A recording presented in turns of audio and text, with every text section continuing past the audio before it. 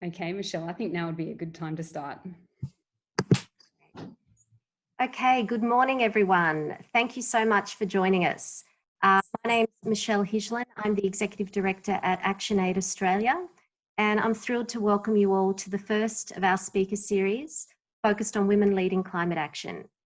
Let me start by acknowledging the traditional custodians of the land on which we meet and pay my respects to their elders past, present and emerging.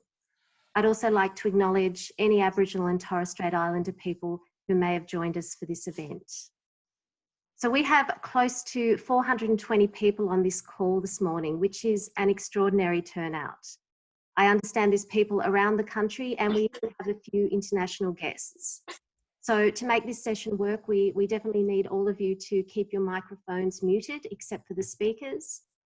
And the first thing I guess I wanted to highlight, we had a few questions this week around why are we talking about climate change in the midst of a health pandemic? Well, there's two very clear reasons for that.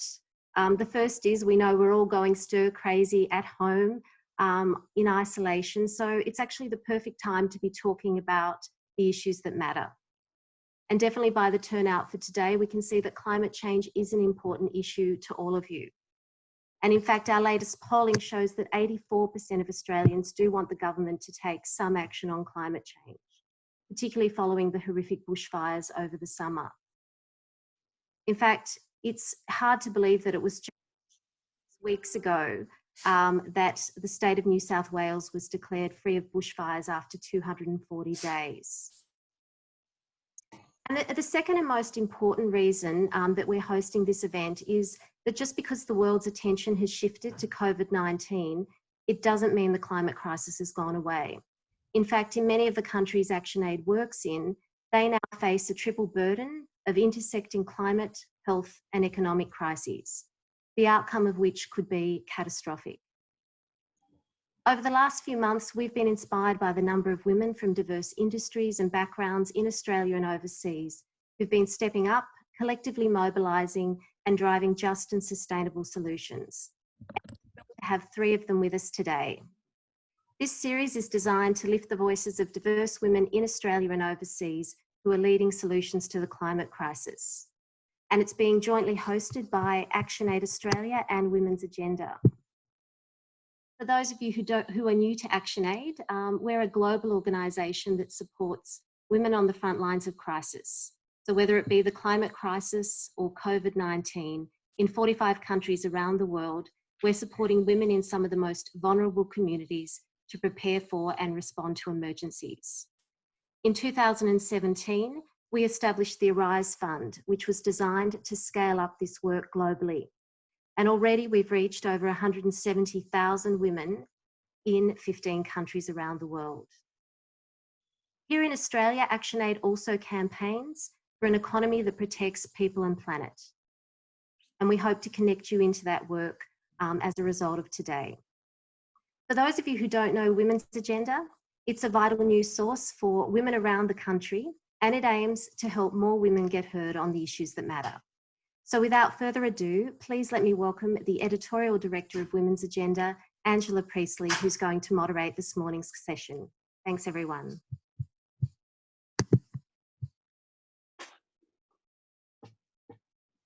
Thank you, Michelle. I just unmuted my microphone. Hello, everybody. Thank you so much for joining us today. It's great to be able to do this online, virtually. We did plan on doing this in person, and I think we will get to the point of being able to do similar sessions in person in the future. But for now, we'll do them online and we'll take advantage of the technology that we have to all stay connected. So as Michelle mentioned, I am the publisher of Women's Agenda. So I'm the co-founder of Agenda Media and the publisher of Women's Agenda. We do publish a daily newsletter sharing the latest news and views from a female perspective, along with a weekly podcast and numerous industry-specific newsletters for women. I've been lucky enough to work with ActionAid over the last couple of years now on their Arise Fund, which aims to empower women's leadership following climate-related emergency. And I've long had a personal interest in exploring the role of female leadership in responding to climate change, which I've written extensively about. I've also seen how our audience on Women's Agenda has increasingly become more engaged in climate-related topics, so much so that climate is a core part of what we cover every single day. So the interest ramped up considerably for me earlier this year, as I imagine it did for many of you listening, when I woke up on the first day of the new year of what's expected to be a critical decade on climate action. And I woke up in a town on the south coast of New South Wales that had narrowly escaped the bushfire crisis. I felt, like so many people around the country, absolute despair, thinking about the previous year being the hottest and the driest on record, and the outcomes of that had occurred right in our own backyards in Australia. But that despair shifted to the need to be proactive and to even be hopeful and optimistic on climate action. I can say it has taken a turn again in recent weeks as coronavirus has transformed all our lives and left us all personally feeling vulnerable and anxious, and I think deeply upset when it comes to our health, our families, our financial situation, and our collective futures. And for most of us, our lives, careers, and place on this planet really have never felt more precarious than it does in 2020. But it doesn't mean we should stop or put off talking about climate action. It may actually demonstrate why now is the time to keep this high on the agenda, a question that I want to put to all our panelists shortly. With so much transforming so quickly and a general consensus that our lives will never be the same again, we need to help ensure that whatever's on the other side of this absolutely considers the future of the planet. So to help determine how leadership can help, I'm so thrilled to have our panelists here today. We've got the Federal Member of Parliament for Warringah, Zali Steggall. And thank you. Hello, how are you, Zali? Good, thank you. So Zali took on former Prime Minister Tony Abbott in the last election and won, and has since been kicking goals as an independent. One of her election promises was to take the issue of climate change to federal parliament. And now the former Olympian is introducing the People's Climate Change Bill to Parliament, which we'll learn a little bit more about where that's out shortly. I've also got Carol Angir on the line. Hello, Carol, how are you? Hi, Angela. Good morning, everyone. And Carol is the Program Manager for Women's Rights in Emergencies at ActionAid. She's a feminist humanitarian from Kenya. She leads ActionAid's work on women's rights in emergencies, supporting women on the front lines of the climate crisis in countries such as Vanuatu, Nepal, Indonesia, and the Philippines. And I've also got Kim McKay. Hello, Kim. How are you? Hi, Angela. How are you? Hello, everyone. Kim is the Director and CEO of the Australian Museum, and she's an Australian environmentalist, author, entrepreneur, and business person. She co-founded the Clean Up Australia campaign and Clean Up the World campaign, which now operates in more than 125 countries. So welcome everybody, and hello to all our audience as well. You can write comments and questions in the Q&A box, which I've got an eye over, and I'll get to some of those at the end. You may also like to just drop in where you're listening from today. If you've got kids in the background, what kind of chaos is going on in your home as well. And I'll share some of those as we go. So the first question that I wanted to put to all of our panelists, but I might start with you, Zali, on getting it answered, was just that idea of this being a pivotal year in what is a critical decade on climate action. But much of the plans that many of us had around climate action have really been derailed. What's your first thought on how we can keep climate action as part of the conversation when so much of the world is rightfully distracted by the COVID-19 pandemic right now? Is now the time to keep talking about this? Well, I think it's an interesting one. We are absolutely focused on the crisis at hand. But if there is a lesson that has to be learned out of the situation we're in, which is we have to listen to the science. We had warnings about coronavirus. We were talking about it in Parliament from as early February. We knew in the news in January it was coming. And so it really is that warning sign of listen to the science, accept the risks that we face, and make sure you put in place the preventative steps. What we're seeing now with the coronavirus is you've got countries all around the world are playing catch up. They've let it come in. I think especially for Australia being an island, we've allowed it to come into the shores. It's been able to develop, and we are now playing catch up at a huge cost.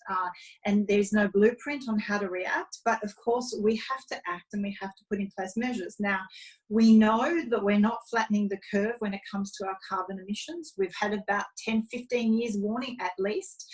2020 is a pivotal year. We know the Australian government was supposed to go back to Glasgow with an updated commitment under the Paris Agreement. Of course, that's all up in the air. We don't quite know what will happen with Glasgow now, but it's really important that we learn the lesson from the situation we're currently in, that you have to be forward, you have to have some forward planning. So there's no doubt we're going to have to rebuild after this virus, and the economy is going to take some serious rebuilding and focus, and we should do so in a smart way that takes into account the risks ahead, which are climate related.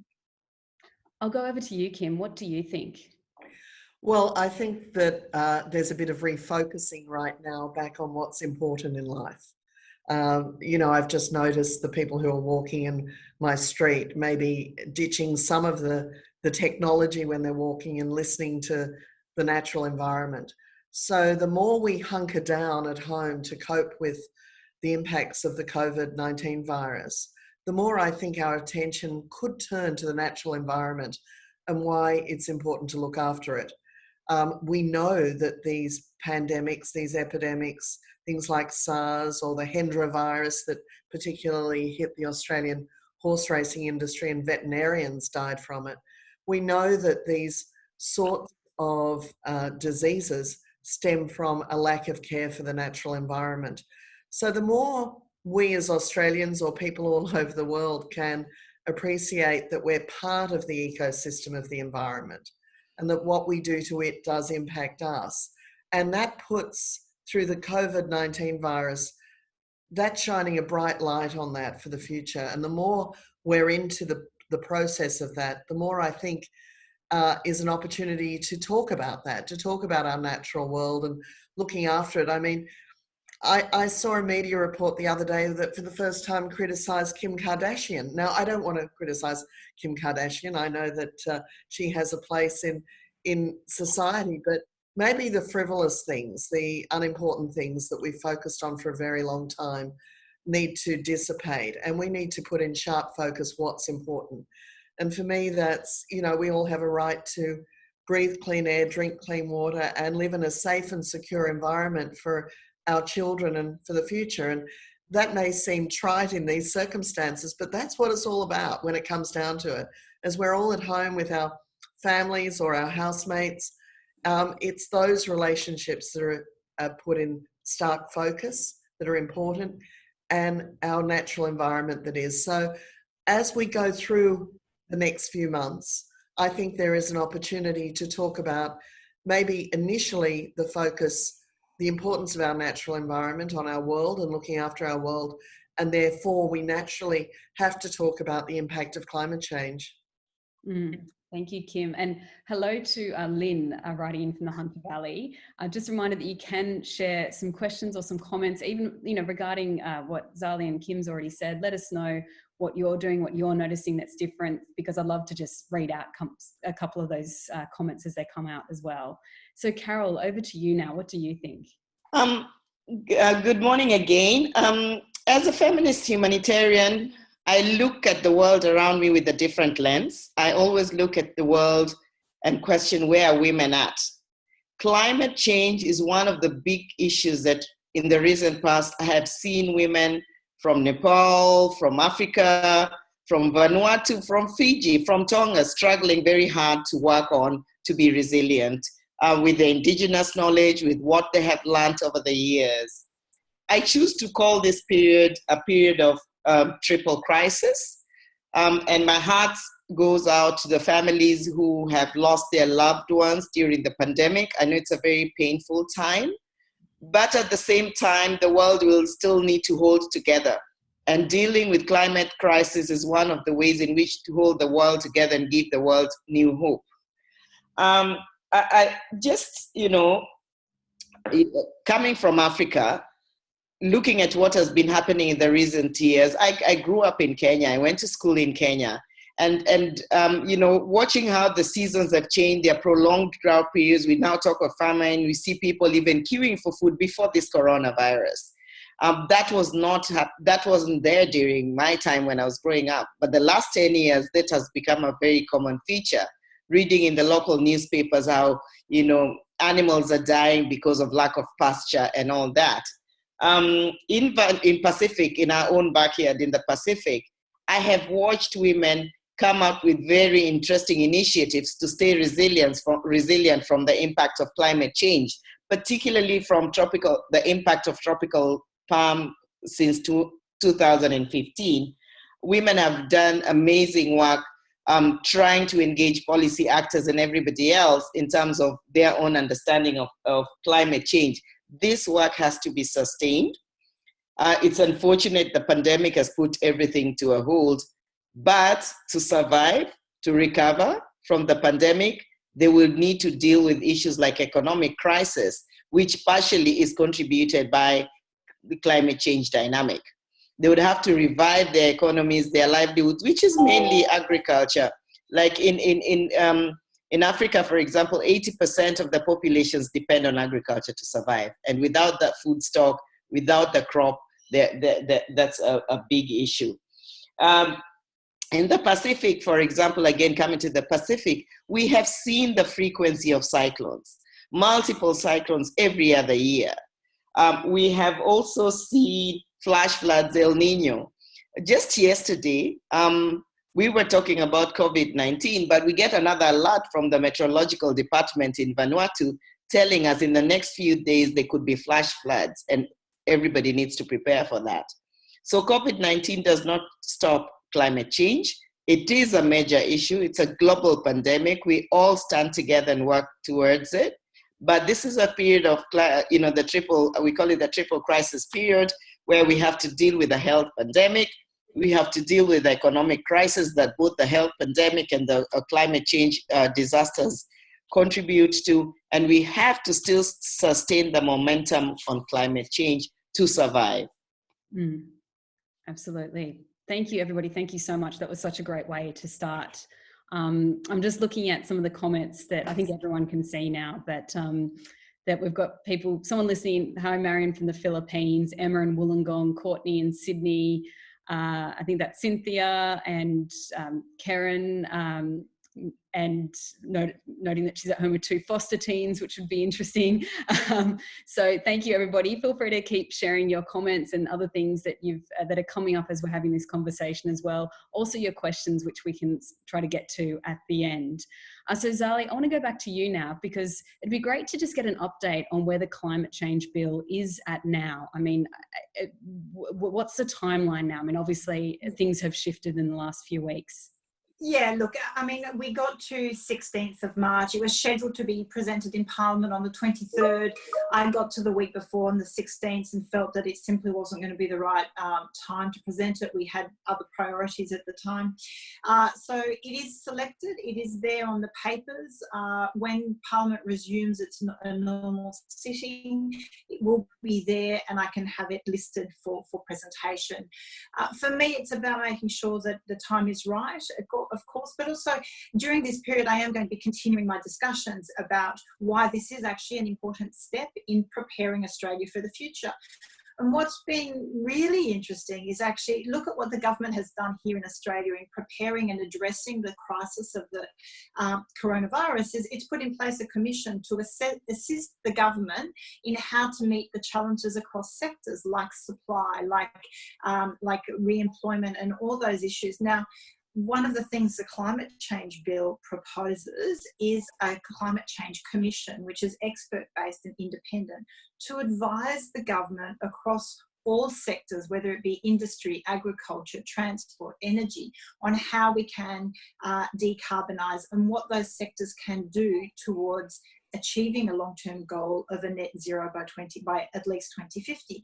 So what's interesting about the current crisis is it's shown that some of the measures the government has put in place are the very measures that I'm proposing in the climate change bill in terms of having that independent, skill-based commission. So yes, we are delayed. As far as the bill I will present it when Parliament resumes ordinary sittings. At the moment, that's scheduled for August, but I think we have to be realistic that at the moment the conversation is very much taken up by meeting the current challenge of the pandemic and the economic adjustment, because we have to be realistic. People's lives are absolutely turned upside down. People are really challenged at the moment. I have so many families contacting me because they're stuck overseas. They have family members that can't come home. We have so many people losing their jobs, businesses closing. So we have a huge challenge on our hand, but like in any challenge, you do get through it, and you have an opportunity to reset. And I think that is where the climate change bill actually will be a fantastic opportunity to make sure, in a smart way, making sure that we're preparing for the risks that we know are coming in the future if we don't flatten the curve when it comes to our carbon emissions. So I think this whole crisis has really has maybe really brought home to people, it already did over summer with the bushfires, but even more so now, that we are not immune to what happens around the world. Big problems will impact your way of life, is not immune to outside factors. And we know climate change impacts will impact every aspect of our lives when it comes to our health, our environment, the economy, every aspect. So we're getting a taste of that at the moment with the pandemic. And I think we all have that opportunity to learn from it. So the bill, I'm of course continuing discussions. At the moment, we do have to be focused on our crisis and the reactions and putting in place as much as possible, working with the government, supporting the government in the measures they're taking to help people through this crisis. But I am very focused on finding the common ground. So when it comes time to presenting the climate change bill in Parliament, I had already made some amendments as a result of the consultation period. So I had it publicly available since early February. I had a lot of submissions from various groups. I had discussions with the coalition as well as the opposition. A number of proposals and amendments were put to me. We incorporated a certain amount. So I will, once there is a bit more, I guess, space to talk about it, release that amended draft that takes into account some of the feedback and concerns people had, tightening up certain provisions and additional definitions, and addressing some of the concerns coalition members had in respect to it. So for me, it's an opportunity to be really collaborative. We need to work together to find solutions. If there's one lesson we can take out of this pandemic, it's absolutely that in a time of crisis and in terms of a massive challenge, which we know climate change impacts will be, we absolutely have to put party politics aside and come together to find solutions. So that's my goal over the next few months, will be to build the consensus and the collective for the climate change bill and reintroduce it into Parliament. I hope it will be by the end of the year. At the moment, I wouldn't want to put a definite date on it because I don't think any of us have a crystal ball of what's happening in the short to medium term. Can I ask you, Zali, I mean, you've been able to personally shift the conversation on climate change, I feel, in Australian politics, to get business support for your plan, to get people talking about your plan as well. What do you think's been different about your approach? You did use the word collaboration there, and you talked about, obviously doing a lot more collaborating over the coming months. But what do you think has been different about your leadership that maybe the rest of us can possibly take on in terms of trying to pursue climate action in our own way?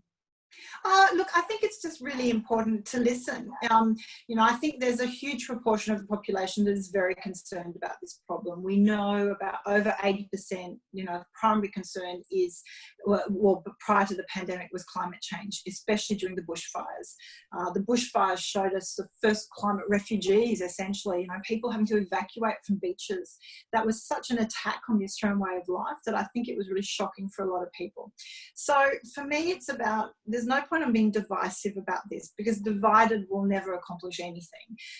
But I think so many people have played a huge part on where we're at. Everyone has worked so hard to bring climate change to the fore, to make sure people understand the risks, when I think of the health and the doctors. But I guess my background as a barrister, as a sports person, is you have to find the common ground, seek to understand before being understood. So try and understand what is the problem, what are the concerns and fears that those that don't support stronger action, why aren't they on board? So I had meetings with a lot of people in Parliament. I've talked to a lot of people. And for me, I think we need to build with, what can we all agree on is our common goal. And I think we should all have a common goal of being safe and secure in the future. And then we have to acknowledge what are the risks and what can we do about them. Some are manageable, some can be mitigated. And that's where I think we need to be proactive. As an independent, I'm not out there. I don't have to have a winning team. I'm not trying to form government. I'm trying to mend fences, build bridges, which we hear a lot on the media at the moment. But for me, the conversation with climate is we need to take everybody ahead. We can't just take a part of the population. It has to be a solution for everyone. Okay. Well, before I just go to you, Kim, with another question, we are getting lots of questions coming up, and we'll try and get to as many of them as we can at the end. I did want to note that somebody has commented about women's safety being in the home at the moment, with so many of us having to be at home. So I just wanted to note that and note the 1-800-RESPECT as the number to call if you are having concerns about your safety in your home, and also to share that we do have some pieces on that very issue currently published on Women's Agenda if you do need to know more. I just saw that come up, and I just want to make sure that we are acknowledging that as well at the moment. So over to you, Kim. Having been an environmentalist for decades now, and I've been lucky enough to share a really good conversation with you about the work that you've done with Clean Up Australia. So how does coronavirus shift the conversation, do you think, on climate change? Does it delay our ability or our desire to take action? Do you see it potentially as speeding it up?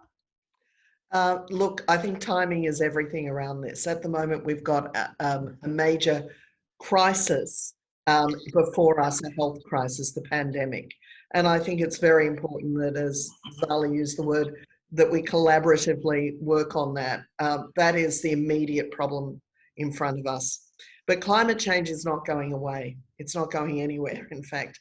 And we know that this is the decade of real action. And I like to think of this in terms of solutions, because a lot of the reasons why certain sectors of the community have blocked action on climate change is because they felt it was going to have bad economic impacts for the community. The businesses would be affected in certain ways. I'm a great believer in that people will come around, that you can, in fact, through discussion, through talking, whether it's your neighbours, not be afraid to talk about these issues with your community. Companies are only made up of people. There are people at the head of them, and many of those business leaders are now fully supportive of action on climate change. So it's going to be tough. The discussion is going to be tough in the future, because we've got the economic crisis that's looming, and we've seen historically, and in the 3 decades I have been involved in the environmental movement, I've seen that public opinion curve shift dramatically based on economic conditions. When economic times are tough, environmental and climate change issues literally disappear from the agenda. So I think we've all got a personal responsibility in this to make sure they don't. That this is literally a 10-year gap that we have to take action. Humans are incredibly resourceful. Business is incredibly ingenious. I think that there are solutions out there to the climate crisis that we also face. I think that technological advancements can certainly go a long way to ensuring that different major sectors who are producing carbon emissions can find new alternatives. But we need everybody on board to do that. We don't need, first of all, the trust in science is incredibly important. Believing our scientists. I mean, we go to our GP and we trust our GP for their advice. I don't know why we think other scientists shouldn't be trusted in the same way. I have over 100 scientists working here at the Australian Museum day in and day out who are committed to ensuring people understand what's happening to biodiversity in Australia. These are the sorts of issues we've got to get our head around and believe the scientists understand that, climate change is not something that happens over there. We saw it in the bushfires. So the challenge right now, I think, is how do we almost capitalize on what we understood through personal experience during the bushfires in Australia. And then now with COVID-19, understanding that pandemics like this come because it's actually deforested the country in certain ways. And this is how pandemics break out in different countries. And once our knowledge of science is elevated in that way, then we bring it together. And I think I just want to say good on you, Zali, for taking this bill forward. It's brave out there. She's a brave woman to take on politics to begin with, but also to take on this issue. And, miracles sometimes do occur. I mean, literally, we've seen our Prime Minister and the Treasurer move away from some of the very grassroots things that grounded their philosophy economically in the last 24 hours to respond to this crisis. I think what we need to understand is people can change their opinion. They can gain new knowledge and understanding, and we've just got to keep plugging away at it. It's not a time to give up. Absolutely. So Kim, having established Clean Up Australia, which is now a global movement, as I said, in 125 different countries, is there anything that you could take from that work, any key tips or lessons from launching a global movement like that you think would be relevant right now for women leading to pursue climate action? Absolutely. It was originally founded on the concept that an individual can make a difference. Of course, individuals can make differences in different ways, but they can only do it in mass collaboration. I've seen people around the world really improve their local environments, and in many of those countries I worked in the early days, cleanup was more a health-related issue in some of those developing countries than it was even an environmental issue. So I think individuals can make a difference, but the collective action of those individuals together is the thing that will change things. I mean, if you look at where our carbon emissions come from today in Australia, and that's basically from our energy sources, that's where the biggest difference can be made. So I think it's focusing that individual action. I think joining organisations, ActionAid is terrific. I'm on the board of 1 Million Women, which is all about getting Australian women out there behind Natalie Isaacs and committing to changing our individual behaviour. But I think the challenge of climate change really extends way beyond that. Participation to me was key. The thing that made Clean Up 30 years ago work was that you gave up a bit of time and you got hands-on with a problem. You saw the scale of the problem for yourself, and then you felt that you were doing something about it. And that led to legislative changes eventually. But my God, some of those legislative changes now have taken 30 years. It's ridiculous. So I think that it has to be the community in concert with government and with industry. All areas have to work together in this to affect the change we need. And that's challenging. But certainly that participatory element doesn't go away in my mind. It's get involved. That each one of us can play a role by getting involved. And that might be supporting Zali's bill in the Parliament. It might be writing to your local member and telling them why it's important to have action in this area. It might be engaging with your local school around these issues. It might be your whole street or the local council doing something together. But, it is underscoring all of this. It is understanding the science, making sure you have the knowledge to be able to have these conversations is incredibly important. Just finally and quickly there, Kim, I know that museums recently came together to urge for more action on climate change. That I think plays, I think, to a lot of what you're saying here when it comes to collaboration, but that's specifically from, industries working together and working together with other like-minded businesses. Is there any lessons on collaboration you can take from that some of us could apply to our own industries and trying to get other businesses to come together and collaborate? Well, I think it was really important that we did that. So there are major natural history museums right around Australia, and the reason why natural history museums are so important is we hold all of the records for Australia. We are that huge bank of knowledge about what has happened in the past to our species.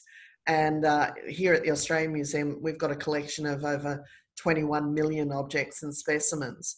So, we are an ark, if you like, of the natural environment in Australia. So it was a matter of, I guess, taking a deep breath and being brave and calling all of the other directors of the natural history museums, my colleagues, and saying, guys, we've got to react to this. My scientists are telling me that the loss to biodiversity from the bushfires is not in the millions or the billions, it's in the trillions. And it was in the trillions because of the loss of insects. And the insects, of course, are the scaffolding for our biodiversity. And once I heard that, it was like, my God, we're naturally conservative organisations because we're science-based and we're about community education. But in this case, we had to speak out, and we had to say that the devastation caused by the bushfires to our natural environment was much greater. So we had a common interest, we had shared common knowledge, and we brought that together and allowed everybody to have a voice in that. And I think it was the first time in history in Australia that the natural history museums had spoken out together about how significant this issue was and how it was going to impact our lives for generations to come. And of course, we've seen that bushfires are only going to increase in magnitude with the impacts of climate change. We operate the Lizard Island Research Station on the Great Barrier Reef, which is the first part of the reef to be affected by warming water and coral bleaching each time, and also the severity of the cyclones we've experienced there. So I know firsthand in my daily work that we're seeing a dramatic increase in these issues that were predicted before. They were predicted, and we all thought, oh yes, down the track, they're happening right now. They'll continue to happen through COVID-19. They're continuing to happen.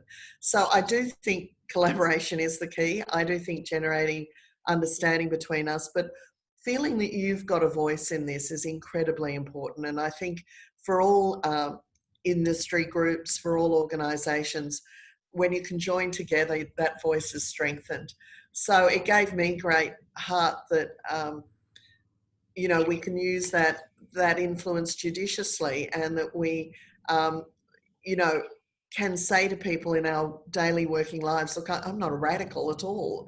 This is, although some days I feel like I'm becoming a radical and I feel driven to it, but I'm not. I want us to have common sense prevail in this. And I think that's the important thing. Mm. So we're getting so many comments and questions that I really want to get to as many as we can towards the end. But a few comments. Lenore says that, we have to keep reminding the community about the human aspects of this crisis, not only the economic repercussions. We have to reverse the government's trend to reject scientific expertise. Karen notes that it's incredible how much we let scientists talk about the COVID crisis, but then ignore them on the climate fight. So maybe there's some lessons there to pay more attention to scientists there, as I think we've all brought up, all our panelists have pointed out to. And quite a few comments there, Zali, saying that they are impressed by your approach and looking at how you're bringing people together to make this really happen. So we'll get to some of those questions. I just wanted to note some of the different comments. But Carol, I do want to get back to you and ask you about that idea of humanizing this particular crisis. How do we humanize the impacts of climate change? I mean, we saw it on our back doorstep over the summer period here in Australia. But outside of that, it can be hard to imagine or relate sometimes to the real impacts of climate-related crises that are occurring globally with really, really significant and catastrophic consequences. Yeah, my narrative is going to be a bit different from, the narrative of, home here in Australia. I want to talk about some of the impacts from the eyes of very local women, rural villages in the global south, in countries that we work with. I'll start, for example, in Philippines, last year we held the first humanitarian summit where we had 150 women come together to talk about how humanitarian emergencies are affecting their lives and what they would like to see the government and other actors do. And one of the things that they highlighted that it was silent and needs more attention was climate change. And one very powerful example remained in my mind when they spoke about 48% of the rice production in Philippines has decreased because of the changing weather patterns and the failure for them to yield as much rice as they used to yield before. What that means in real life, hunger. There are many families who are going hungry now. They spoke about some of the waters being overfished, if I may use the word. So fishing goes beyond the recommended limits of fishing, and therefore the fish production in those contexts is compromised. That narrative is not different from Africa, where I come from. In my own hometown, in Lake Victoria, the biggest freshwater lake in Africa, we have the water hyacinth that has covered the entire lake. The governments have tried to deal with amendments. International actors have brought resources and have tried to deal with it. But the water hyacinth is not going away any soon. It will go away for a few days and come back because the current climate allows it to thrive and therefore compromises the fish production. And a community that never suffered from hunger before is now suffering from hunger. Now, one of the other things, like in the Pacific, for example, in Vanuatu, tropical cyclone Pam happened in 2015. There are many families that got displaced. There are many women who left their homes to move in search of social security for their families, to look for food, to ensure that their children went to school. We have seen, many communities, be it Philippines, Fiji, Vanuatu, Africa, wherever, where their livelihoods were disrupted. So we are not talking about businesses. We are talking about simple things like their gardens, vegetable garden behind their house, or a small farm in the field where they grow, crop many people and they share their produce. This was compromised, and this led to a long period of food stress. We have seen narratives of how women now don't have access to safe and clean water because there's no rainfall, and they have to walk long distance to get that water. One of the comments in this conversation is, and also an input from one of the ladies in Philippines, is talking about gender-based violence. And that has increased a great deal because of climate change. There's a direct correlation between climate change and gender-based violence, because when there's food stress, there's economic stress at home, there's tensions, and definitely domestic violence comes to play. We have seen how young women have had to trek long distances in search of water. This same narrative is being told in Vanuatu, it's being told in Kenya, it's being told in Southern Africa. Recently, we had tropical cyclone Idai affect Southern Africa region, Mozambique, Zimbabwe, Malawi. And as we speak, 45 million people are at the brink of starvation because of the impact of this. As we speak, we have communities in Africa who are always at war, may not be mentioned in newspapers, may not be on the TV screens, but they are at war because they're scrambling over natural resources that have been depleted, water, pasture for their cattle, animals to feed, and therefore they're struggling over the natural resources which previously were there, then they didn't need to scramble about, and therefore conflict erupts and stability is there in the region. We have issues around human security that are quite intense because of climate change. It's not just the conflict, but also health issues that have come up. And even in Vanuatu, for example, when we went there in 2015 and 2016, many women showed me the wounds in their bodies. That was because they could not access clean water, they could not walk long distances to access healthcare, and this was directly related to the impact of the cyclone. So there are many things that are happening. I can go on and on, but the narrative is different out there. It's not microeconomics. It's talking about their livelihood security, their social security, food security, and their dignity as human beings to survive. Yeah. I mean, it's so important to hear, particularly the gender-based impacts of climate change, which we don't always hear. We often think that we are making progress on our gender goals as we move forward, but this is likely, and it is already reversing a lot of that progress that has been made on the past, and it will impact girls' education. I've seen reports noting how it's impacting the rate of even child marriage and other things, and definitely, obviously, violence against women in general.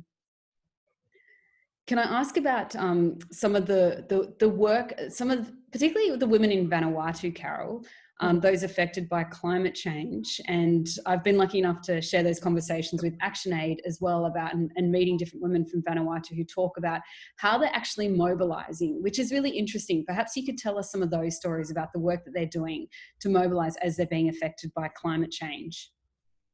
Great. We moved to Vanuatu in 2015, and we are working directly with lots of a women's collective known as Women in Talk Together, that brings a constituency of 4,000 women plus to work on issues to do with climate change, humanitarian action, and trying to build their own resilience independently, locally, led by themselves to change their own lives, to live a life of dignity. So some of the things that these women have been able to do, for example, is to be able to start saying we have indigenous knowledge on climate change. And started engaging the policy actors in terms of we need to connect to work around climate change issues. And last year, 70 local women came together and had a dialogue with policy actors. And it was amazing how they were in their own voice being able to describe why it is important to monitor the weather pattern, why it's important for the national government to listen to their voices so that they can collectively draw early warning systems and also preparedness plans. What we have been able to do is support the establishment of what we call Women's Weather Watch, which is an information system using phone technology for early warning and preparedness. In Vanuatu, this is a locally led initiative. I want to recognize it as a Pacific-led initiative that was originally initiated by Feminine Pacific, but now has been adapted in Vanuatu. And through the Women's Weather Watch, it's been amazing of how those local women communicate on a daily basis, basically a weekly basis, on how the weather patterns are changing in their own communities. They remit this information to ActionAid Vanuatu office, which acts as the hub for now. And ActionAid Vanuatu is able to share this information within the cluster engagement, where the humanitarian spaces and the national disaster management mechanism. But what is important is also how the ActionAid Vanuatu retrieves information from the national humanitarian organization and remits it back to the women to be able to organize themselves and prepare. So sometimes they have to store clean water because there's going to be flooding or there's going to be a long dry spells. Sometimes they have to store food. And for them, preparedness is not about drawing huge plans. It's about ensuring they have food at home. They have medication at home. They have water at home. They are keeping away their personal documentation that could be soaked with water in case something goes off. And also, being able to look after the very vulnerable in the community. It's about disability people saying, can I move from point A to B when the roads are wet and slippery? Am I going to get food? And is somebody listening to my voice? I just want to give two good examples of where the Women's Weather Watch has created impact. Recently, during the global strike, when everybody was marching up, everything was on CNN and BBC News and everything. These women in Vanuatu gathered together and through the Women's Weather Watch, the phone technology, were able to share messages in the country to bring to surface the correlation between climate change and unpaid care work of women, and how women had to work extra hours, longer hours, because they were dealing with the impact of climate change. For example, going to collect water, going to work long hours at the farm so that they would sustain their families. And this message reached out to 129,000 people in the country. That was locally led by local Vanuatu women using bulk SMS through the Women's Weather Watch program. Now, it was amazing at the feedback we got. And even when they went for the street march, where they joined others to protest against, climate change, failure for climate change adaptation, we got very powerful feedback, and people joined them to ask them, it's so different to hear voices of local women. Recently, COVID-19, we activated the Women's Weather Watch initiative again. We thought that it would be a good opportunity for them to activate it and create awareness on facts around COVID-19. And the first community message was done in collaboration with MOH through this Women's Weather Watch initiative. And they were able to send the message to 77,000 people in Vanuatu, which is a quarter of the population. This is a locally led initiative with some of the women who have never been to school, never completed their education, but they can type the text message, they can forward the bulk SMS to everyone, and so that people know what is happening. So that's part of what is happening in Vanuatu. But coming back to Africa, we have been supporting a women-led protection program in a place called Kishushe. It's a small place in the coastal region in Kenya that would not make it to the global news again. But in Kishushe, they have suffered long bouts of drought, and there's been food stress, where they've lost their pasture. We have seen elephants coming out of their safe space, the beautiful elephants coming into the farms where these people have grown their crops and destroying the crops, but also hurting humans. So there's human-wildlife conflict. This is a place where girls have been taken to work in Mombasa, which is the closest big urban city, to work as domestic workers, house helps, so that their families can get income to survive. What this means is these girls drop out of school, there's early marriage, they're exposed to HIV/AIDS and exploitation, and sometimes even human trafficking. Women, on the other hand, have gone through a lot of violence against women. There were many reported cases. The last time I went there, they were talking about violence against women, and this is directly linked to the stress at the household level in terms of there's no food to put on the table, there's nothing to talk about, and the husbands are losing their patience. So divorce cases is the order of the day and things like those. These are the narratives that are different in terms of how this climate change directly impacts women. We never talk about this because sometimes there's no space to talk about it, because those in power are talking about how to share the macro, talking about macroeconomics, and also not highlighting some of the issues that impact on the populations that are most affected by climate change. Thank you so much, Carol. And I'm looking at a comment here, which I think just, I absolutely second this. Lynn says, thank you, Carol. We need to be made aware of the scale of the issues facing the global south. Great to hear the stories of the power of local women's voices. And that's so true. And there's another comment here from Courtney noting that she was recently volunteering in Vanuatu with the Department of Climate Change, and says that she was amazed to receive the public health text messages through the Women's Weather Watch. I think it's wonderful to hear how that's being transformed to the current crisis as well. So I want to just end on one question for everyone, and I'm going to merge two questions together. The first was to ask, we started the conversation looking at how this is a critical year in a critical decade. We had, a lot of us had a lot of hope for what would be achieved in the year 2020. And obviously a lot of what we hoped might be achieved will be slowed down now. So how can we stay optimistic at this time, which is obviously so important?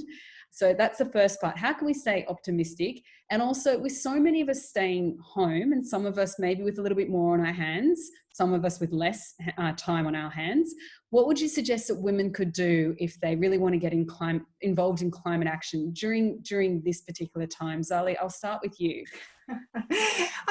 Look, of course we have to be optimistic. This isn't a fight you can quit. There's no option on this one. So just as we all have to come together in a time of crisis, we will have to confront the challenge of climate change impacts and find the solutions. We have the option of doing it gradually now, in a preventative way, or we can wait till we're on the edge of the cliff, a little like we are at the moment with the pandemic. I am very optimistic. I have great hope that we have the resources, we have the technologies, we actually already have all the solutions. We have the answers already. We just have to develop the, I think, communal willpower to put them into effect.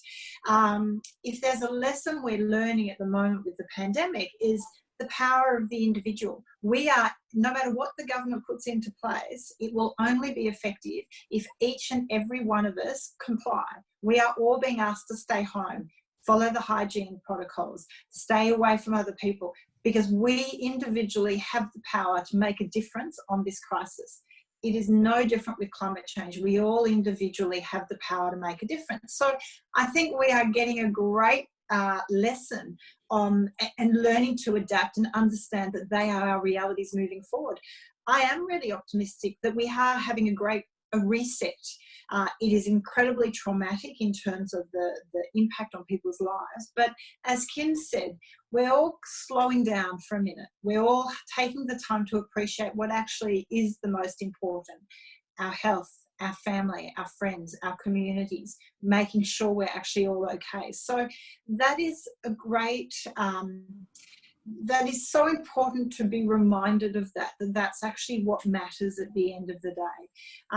And finding strength around us in our community. So I think that's where we have that opportunity when it comes to the climate conversation and the actions we need to take, is actually feel more empowered, which is all based in optimism, that we can make a difference. So I think as many women are at home at the moment, and I am extremely concerned when it comes to the domestic violence aspect. I've been talking a lot in my local community about measures we need to put in place. We are all we have an opportunity to do maybe more research. So those who have been so busy in their lives maybe now have an opportunity to read up, follow, get informed on what's happening, where you can make a difference, and look at what we each can do. I have teenagers at home where we're here. We need to find projects, so look into, start a new veggie patch, get a new compost bin going, reduce your emissions and your energy consumptions. We all have that opportunity to do a bit of a reset on our lives, think about what's important, reach out to those that are really hurting, because there are a lot of people that at the moment they are really facing massive life change and dilemma. And so this isn't about looking at it that, but the problems we face are not always for the future, they're now. And we know that actions we take now can make a difference down the road. So we know we're focusing on health. And I think as women, we generally have a huge responsibility. We shoulder a lot of the caring responsibility in our communities. And I think I agree with Carol that for so many communities, women, the impacts of climate change are very real and practical in terms of the role they play. But as we rebuild after this pandemic, there will be an opportunity to empower women in that rebuilding process. We know that for all the money invested in our communities, especially for developing nations, if it is put into the hands of the women, they invest it into the home and the children and education, and it has such a greater impact. So I think, of course, we have to be optimistic, and we have to get together, stay focused on the solution. This is not something you can quit. You have to look forward. We can't change the past, but we absolutely can change the future. Kim, what do you make of that question? Oh, look, I think I must be the eternal optimist in the sense that I do think there are those solutions out there. I just want to acknowledge Carol for a moment, and great work here at the Australian Museum. We're also working across the Pacific because we're seeing the impacts of climate change on those communities. Yes, it's how women live their lives, but it's also the whole community, how it retains and practices their culture as well. And these cultural traditions are eroded through the issue around climate change. So thank you, Carol, too, for the work you're doing there. It's amazing. I'm a great believer in if you take some action and, as Zali said, empower yourself, it inspires you to do more. And I think that's what keeps your hope alive. I mean, we humans are incredibly tenacious. We can solve giant problems. We have done in the past. And this is another giant problem that's facing us, whether it's COVID-19 and these pandemics, which could become more frequent if we're not careful, and how we manage through these issues, but how we manage through climate change in this next critical decade is the greatest challenge the world has faced.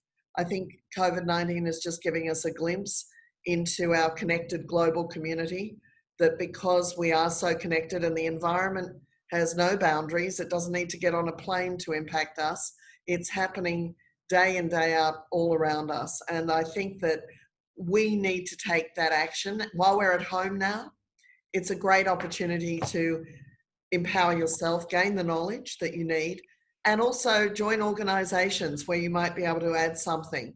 I think it is going to be that collective mass of people in Australia and across the region who make the difference. And so now is the time to organise. And that's what gives me a great deal of positivism, because if I'm taking action every day, I know I'm making a difference. And that's all we can hope to do. Carol, what do you think? I always stay optimistic, and I believe in the power of the people. and in ActionAid, we strongly believe in that.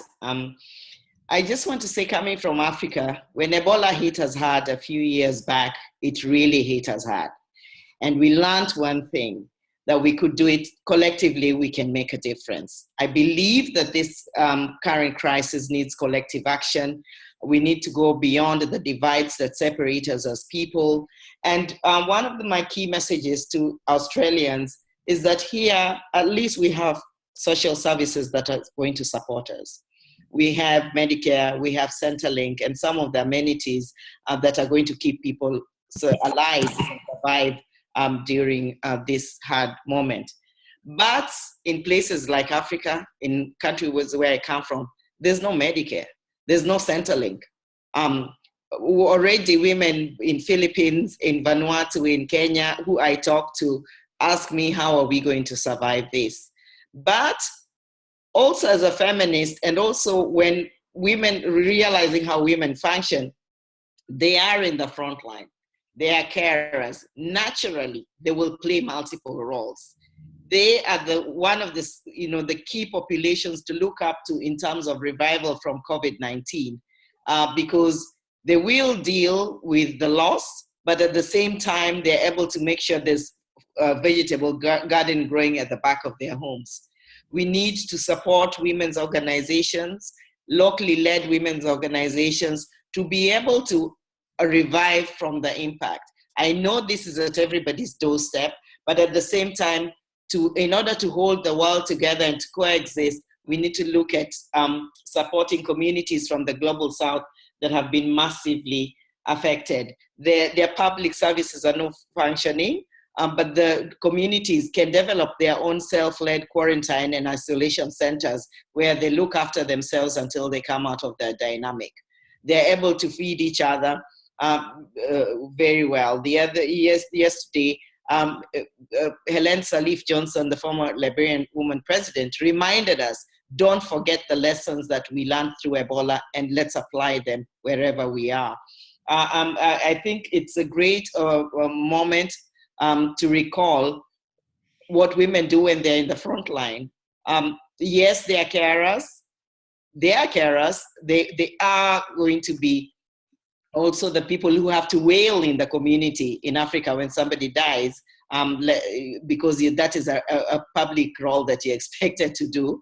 But they're also going to be the very same people who are going to deal with the anger bouts that are going to come post this COVID and get out of their homes to make sure that their families have survived. When we talk about washing hands, it is the woman who's going to collect that water, put it in a jerry can and hang it up a tree so that there's running water.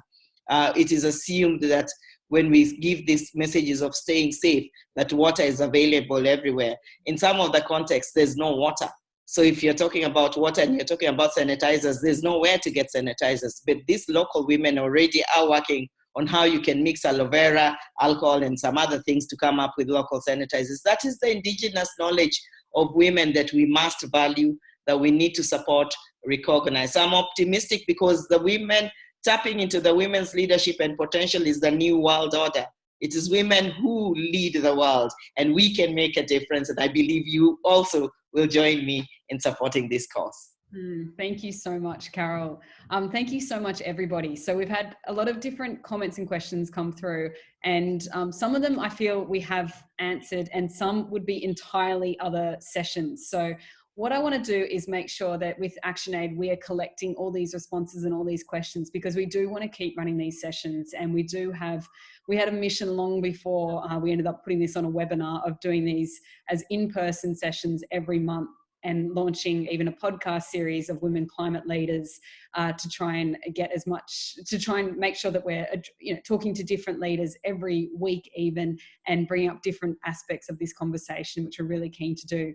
But I'm just conscious of time and the fact that we should really wrap up, just so that everybody can get back to whatever they need to get back to today, which I know is very mixed for a lot of people, but will mostly be in the home. So thank you again. Thank you so much, Zali. Thank you, Carol. And we've got Michelle back here from ActionAid. And Michelle, I believe you're going to offer maybe a bit of a wrap up, or anything also that you noticed from some of the comments and questions that came up.